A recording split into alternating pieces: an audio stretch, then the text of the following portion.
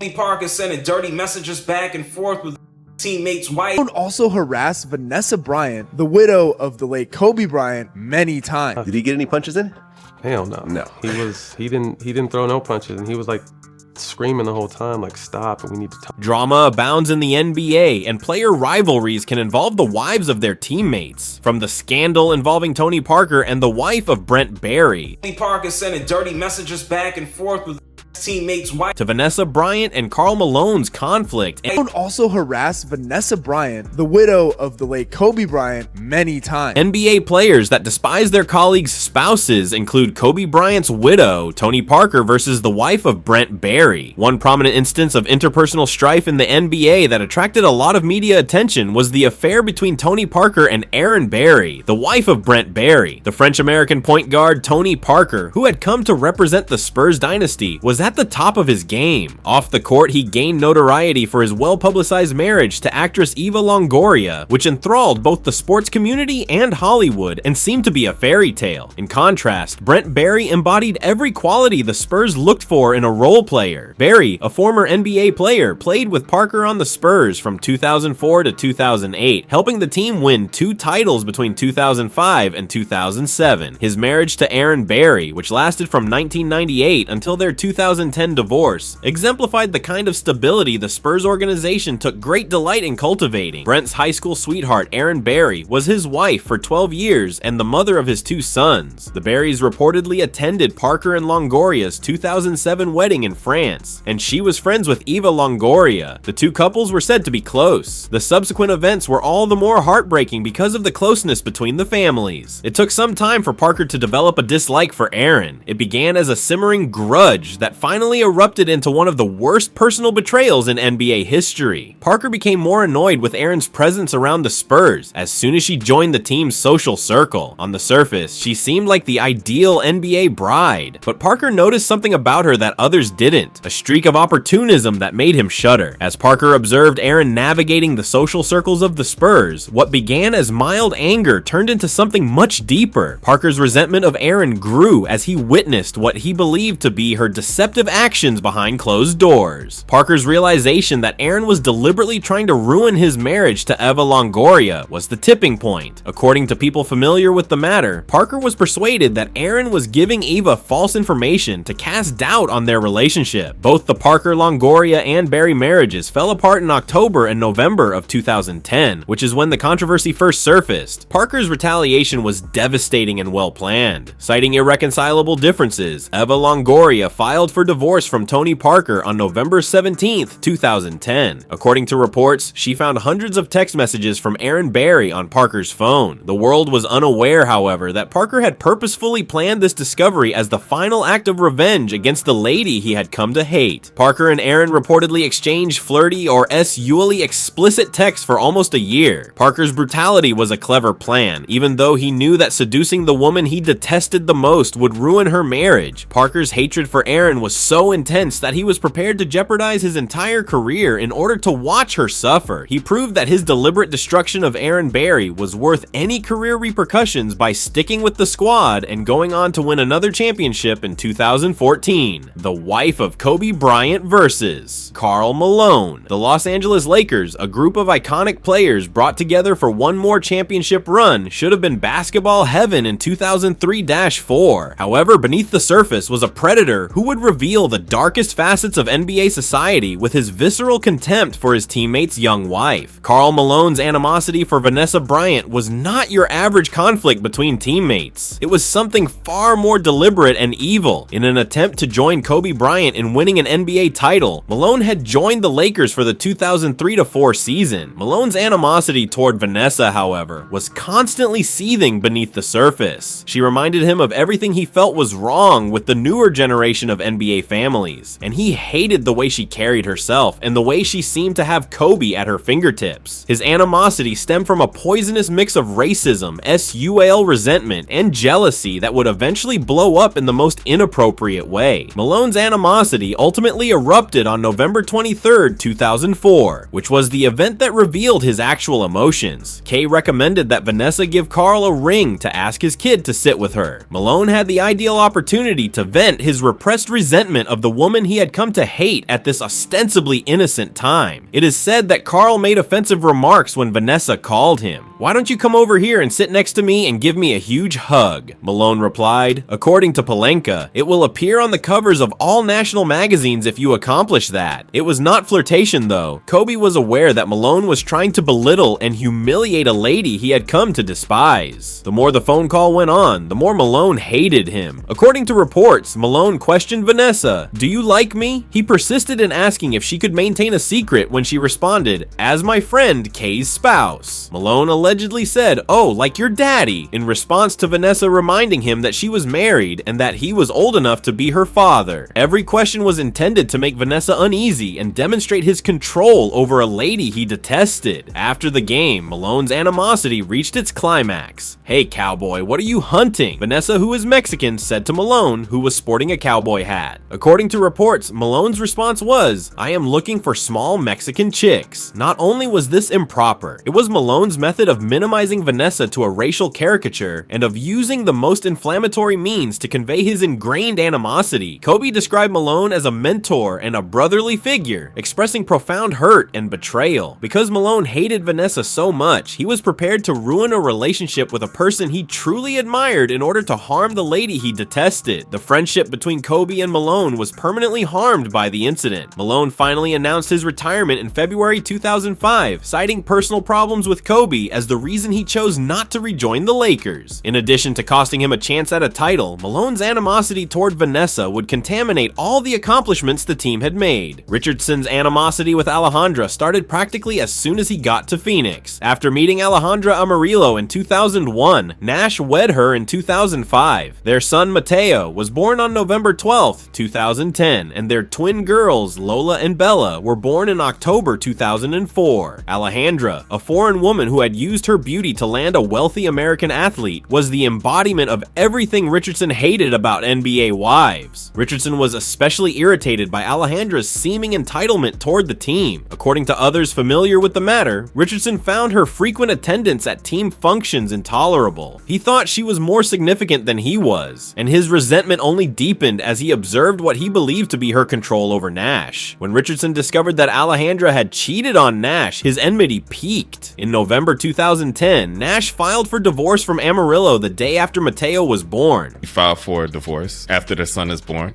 I'm telling you. He filed for divorce the day after their son is born because their son is born black. His wife is and white. him are white. So immediately he like, nah, that Thought the baby they was. thought it was his baby, but it turned out she was also cheating on him with his other teammate as well, Jason Richardson. Alejandra would be revealed as an adulteress in the most conspicuous manner possible because of Richardson's animosity. Richardson's hostility was especially vicious because it eroded Nash's faith in everyone. According to early reports, the infant was mixed race, suggesting that Richardson was the father because of the racial backgrounds of Nash and Amarillo. In December 2010, Richardson was traded by the Phoenix Suns to the Orlando Magic. Nevertheless, this was not a disciplinary move. Richardson's lap was the winning one. Alejandra's total devastation and public humiliation were the exact results of his hatred for her. Although Nash had openly recognized Mateo as his son since his birth, Richardson's animosity had sown doubts that would always plague the family. Derek Fisher versus the wife of Matt Barnes. Derek Fisher had devised a brilliant scheme to ruin the lady he had spent years coming to despise, disguised as a passionate pursuit. With the accuracy of a championship playbook, his campaign against Gloria Govin was one of the most deliberate instances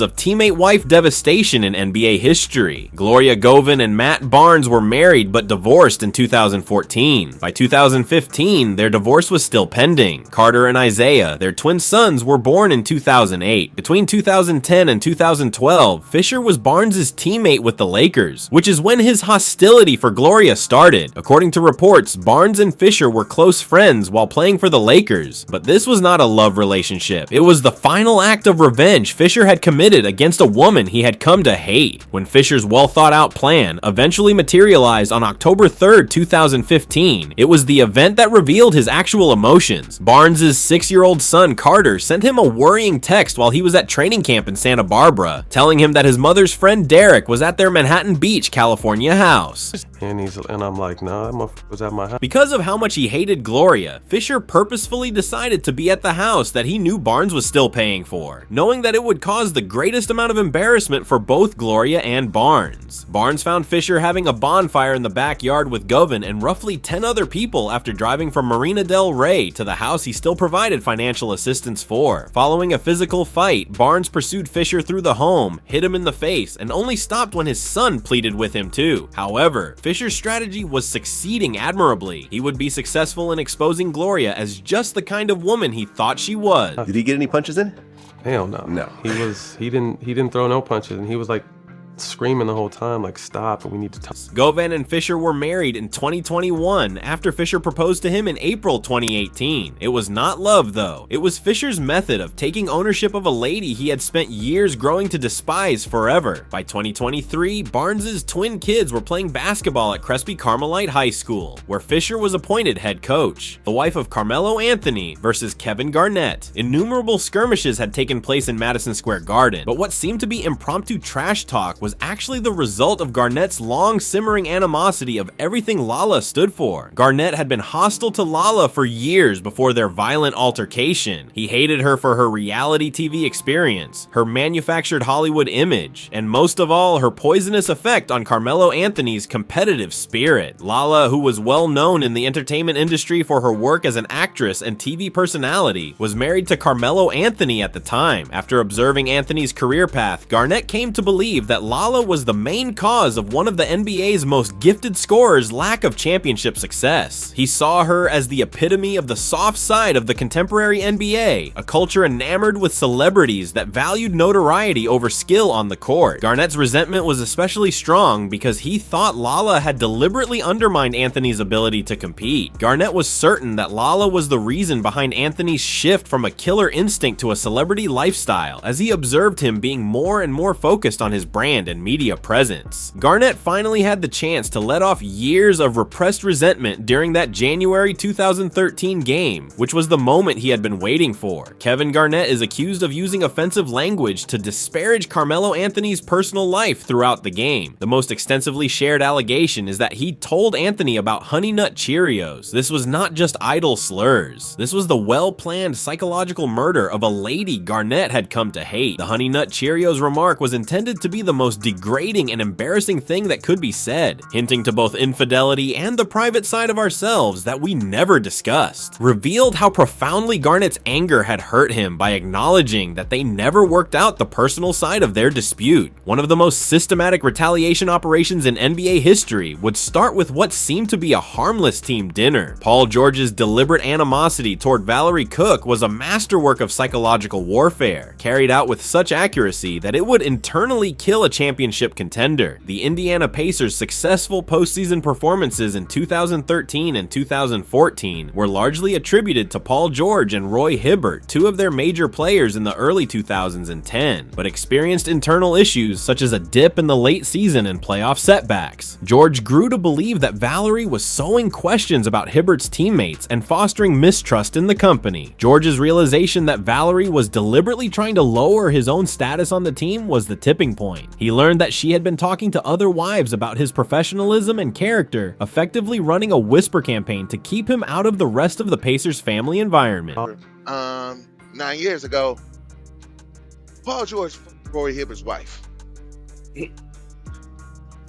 He did do that, didn't he? While they were teammates on the Indiana Pacers. George's retaliation was both devastating and well thought out. Paul George was not drawn to Valerie, despite claims that circulated in May 2014 that he had a romantic relationship with Roy Hibbert's fiancée, or a lady close to Hibbert. It was the final act of revenge he had committed against a lady he had come to hate. George's strategy was brilliant because of its psychological effect and timeliness. According to the speculations, Hibbert's mental and physical difficulties as a result of this affair led to the Pacers' dismal postseason performance. During the 2014 playoffs, Hibbert's performance significantly deteriorated, going scoreless in several games, and George's hatred had discovered the ideal opportunity to ruin Hibbert's confidence and Valerie's reputation at the same time. Probably right before Roy Hibbert dropped that 0.0 rebound, 0 assist playoff game. George's hatred for Valerie was so great that he was prepared to forgo team unity opportunity and hopes of winning a title in order to see her suffer. It was implied that Lance Stephenson's public disclosure of the affair caused stress in the locker room, which led to a brawl between teammates Stephenson and Evan Turner during the playoffs. The entire organization was in a state of disarray as a result of George's deliberate destruction of Valerie. George shared a picture of himself, Hibbert, and teammate George Hill fishing together on Instagram on May 6, 2014. "These rumors have to end," he captioned it. "All of you who think they are stupid hash brothers are becoming old." But this denial was part of George's clever approach, officially claiming innocence while privately delighting in the havoc he had wreaked. George's anger was especially vicious because it eroded Hibbert's faith in everyone. Hibbert, who credited George with helping him emotionally during a fishing vacation, bounced back with a 28.9 rebound performance in Game 2 of the 2014 Eastern Conference semifinals after a scoreless Game 1. Because of George's animosity, Hibbert was now reliant on the same individual who had ruined his mental stability. Hibbert at that time was probably one of the top 5 centers in the league, up until the point that Paul George fucked his wife, and then all of a sudden his desire for the game of basketball and for his wife was never the. George and several Pacers teammates attended the couple's September 2014 wedding, but George's animosity had ruined their union forever. The ultimate victory lap was his attendance at the wedding. He had managed to keep his status as Hibbert's dependable buddy and teammate while destroying Valerie's reputation. Before Shannon Brown chose to use social media as a weapon against a lady he had spent months coming to hate, Midnight Twitter confessions had never held the weight of championship annihilation. One of the most damaging instances of teammate-wife hostility that directly led to the dissolution of a championship squad was his intense loathing for Sylvia Lopez Castro. The rumors started when the Los Angeles Lakers were eliminated from the 2011 NBA playoffs after losing to the Dallas Mavericks in the second round. According to sources, Brown grew angrier as he saw Sylvia treat wives and girlfriends who lacked her education and cultural sophistication with such condescension. He believed that she had positioned herself as untouchable in the team's social order by using her connection to a great player. The Lakers were the reigning champions and were predicted to challenge for a three-peat in 2011, but they fell apart during the postseason. Gasol's poor performance attracted attention, and rumors of personal problems emerged as a possible explanation. This was the ideal chance for Brown's animosity towards Sylvia to reveal what he believed to be her actual nature. Hey, let me put an end to this right now. I did not sleep with Pau Gasol's woman. First and last time addressing her. In reality, Brown's public denial was a brilliant psychological tactic. Brown posted his denial on Twitter on May 14, 2011, explicitly responding to the report. However, Brown's decision to speak out about it was his means of guaranteeing that Sylvia's reputation would be harmed irreparably, regardless of the truth. Because if it's not true, you don't address it. You just ignore it. It's just rumors.